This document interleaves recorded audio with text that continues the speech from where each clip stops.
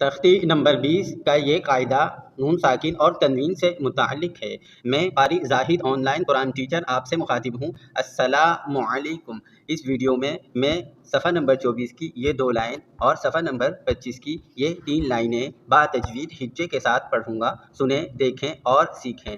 اب ہم ان لائنوں سے متعلق کچھ ضروری قواعد یا معلومات جانتے ہیں کہ نون ساکن یعنی نون جزم یا تنوین یعنی 2 زبر 2 زیر 2 پیش کو ہم تنوین کہتے ہیں۔ تنوین کے بعد حروف حلقی میں سے کوئی حروف آ جائے۔ حروف حلقی 6 ہیں: حمزہ، ہا، عین، ح، غین، خ۔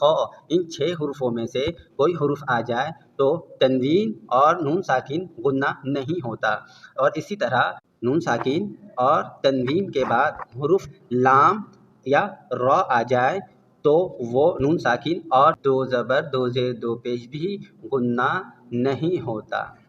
بسم اللہ الرحمن الرحیم۔ یا نون زبر ین، حمزہ واو زبر او، ین او، نون زبر نہ، ین اون، وقف ین اون۔ ایک مرتبہ ہجے کے بغیر ڈائریکٹ سنیے۔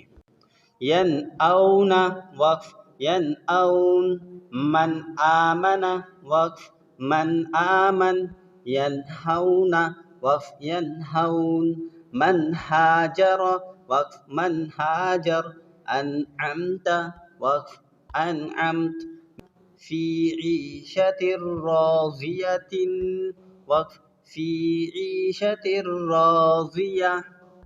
اور آپ سے یہ سبق سے ہٹ کر ایک گزارش ہے کہ میرا یہ کانٹینٹ سے پیسے کمانا نہیں ہے بلکہ صدقہ جاریہ ہے۔ اسے لائک، شیئر، سبسکرائب کیجیے۔